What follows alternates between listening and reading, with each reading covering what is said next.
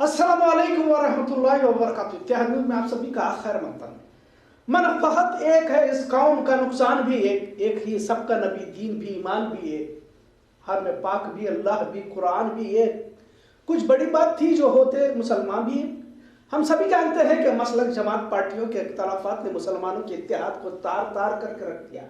PFI पर पाबंदी को लेकर बहस अब भी जारी है। सही गलत का फैसला तो अदालत करेगी, लेकिन आवाज तो RSS पर भी पाबंदी की उठ रही है। खैर, आज फिर से मुसलमानों के इत्तेहाद पर बोलने की जरूरत इसलिए पड़ी क्योंकि अब नई मांग उठ रही है कि रजा एकेडमी पर भी पाबंदी लगा दी जाए।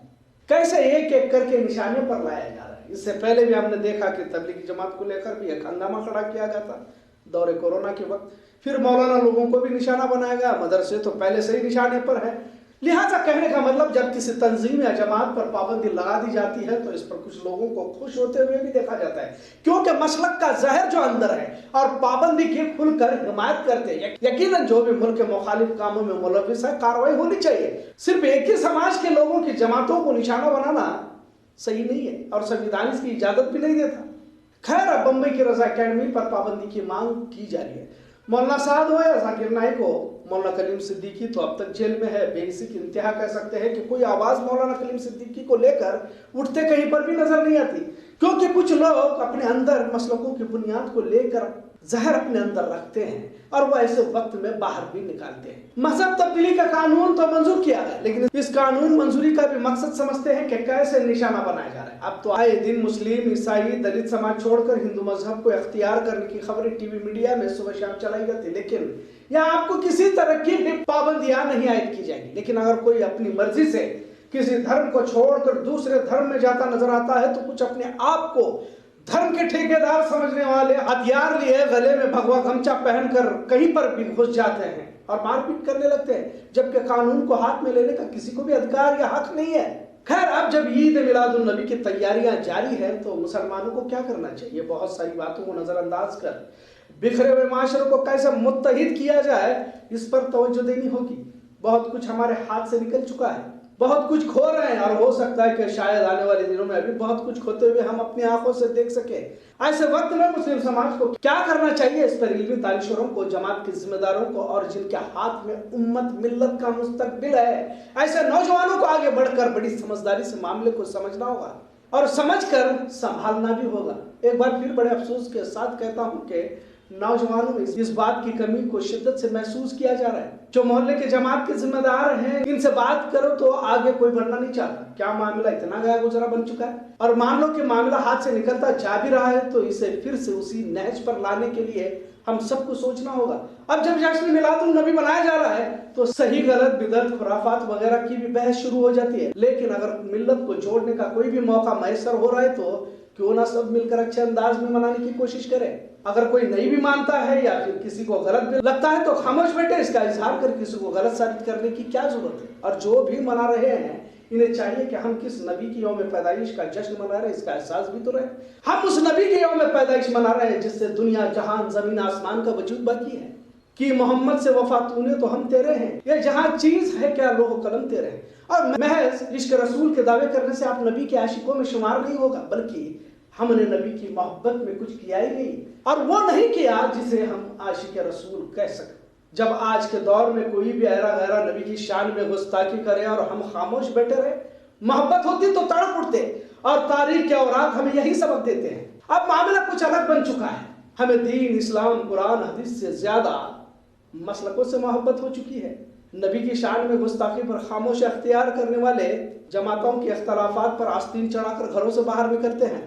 तलवारें सिर्फ मसलकों की बुनियाद पर लहराई जाती हैं और जब हकीकी गुस्ताख से पाला पड़ता भी है तो फिर घरों में छिपकर मोहब्बत का इजहार भी करने लगते हैं। अब जब मिलादुन नबी मनाया जा रहा है, नौजवानों के जज्बे को सर्द भी न किया जाए, पर हराम कामों को भी बढ़ावा न दिया जाए, जैसे कि डीजे वगैरह। रोशनाई की जा रही है, मंजर बनाए जा रहे हैं, परचम लहराए जा रहे हैं, तो कोशिश तारीखी मनाजिर बनाकर इनकलाबी बेदारी लाने की भी रहे, क्योंकि हम उस नबी के उम्मती हैं जिन्हें इमामुल मुजाहिदीन कहा गया। हजरत अली जिन्हें शेर खुदा कहा जाता है, कहते हैं कि मैंने पूरी जिंदगी में नबी करीम सल्लल्लाहु अलैहि वसल्लम से बढ़कर बहादुर शख्स नहीं देखा। जंगलों में जाते तो एक कर्नेल की तरह सामने खड़े हो जाते और हम इनके पीछे हाथ लिया करते थे। ये अल्फाज शेर खुदा हजरत अली के हैं, नबी ने फरमाया कि ताकतवर मोमिन बेहतर है कमजोर मोमिन से।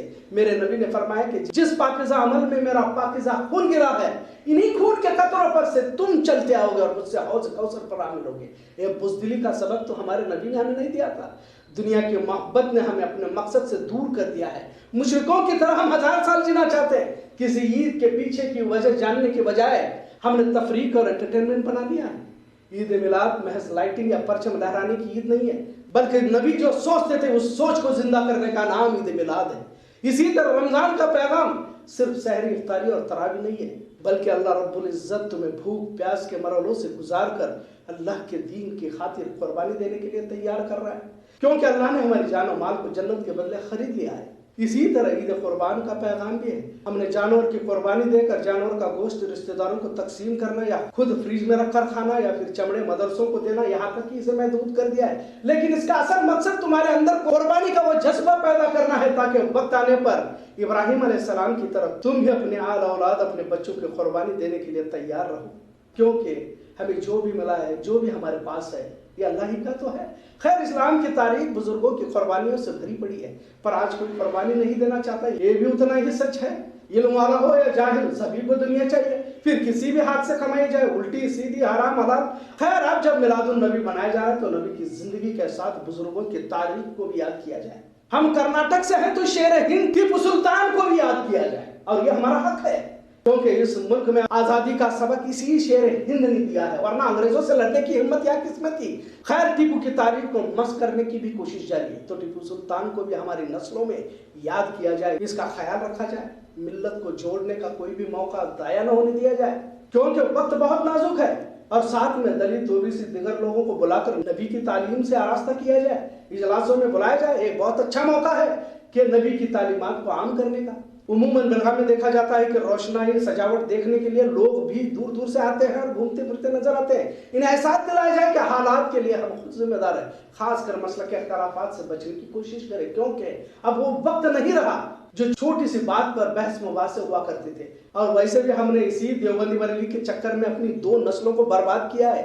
जो लोग इख्तिलाफात की बात करते हैं, कुछ लोग होते हैं जो इख्तिलाफात की बात करके अपनी रोटियां सेक जाते हैं और आपसी इख्तिलाफात का जहर बोलने की कोशिश करते हैं, इन्हें बाहर निकालने की कोशिश करें। ऐसे लोग ही मिंबरों के करीब खड़े होकर अपना मुफाद हासिल करने के लिए एक दूसरे को जहन्नमी काफिर करार देते हैं। बहुत कुछ खत्म हो चुका है, किसी तरह आने वाली नस्ल को कुछ अच्छा देकर जाने की कोशिश करें। कल का सूरज क्या पैगाम लेकर आने वाला है कह नहीं सकते।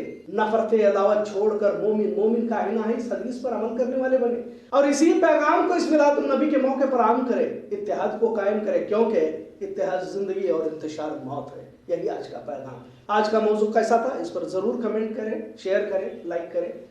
खबरों का सिलसिला यूं ही चलता रहेगा। देखते रहिए इत्तेहाद न्यूज़। शुक्रिया, अल्लाह हाफ़िज़।